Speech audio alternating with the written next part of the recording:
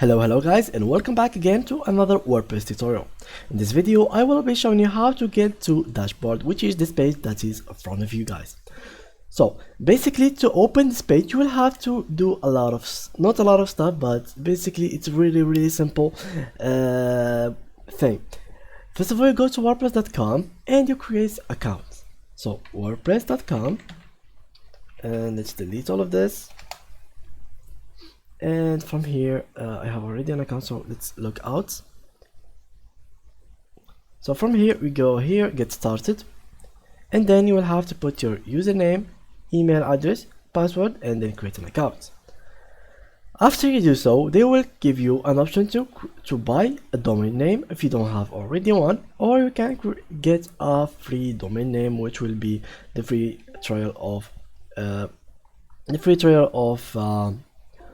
this WordPress. Of course, the free trial will not give you all the access to everything, but it will do the job for you. But I really highly recommend that you will get the premium WordPress pack.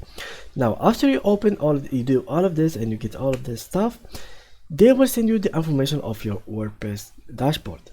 How to get it? You can go to your email address, check your new mails, and you will find the information. What you have to do next, basically you go to WordPress and click wordpress.com/wp admin.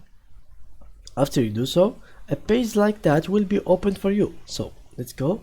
This page like that will be open for you. So what you will have to do is put the username and the password that you have received in your email. Now let's put something like that, and here we go.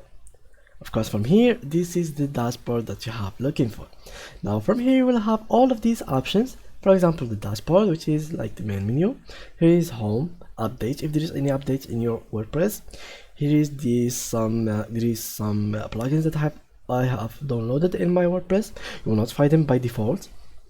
Here is your post, how you can add new posts, media, how to add new media pages, also comments. This is a plugin. These are templates if you want to add new template. Same here, appearance. Here is plugins if you want to add new plugins, or you see the already or default plugins. Here is the users, tools, and from here you find the settings. So yeah guys, that's how you can actually get the dashboard and how to open it. So thank you guys for watching, and see you next tutorial. Bye bye.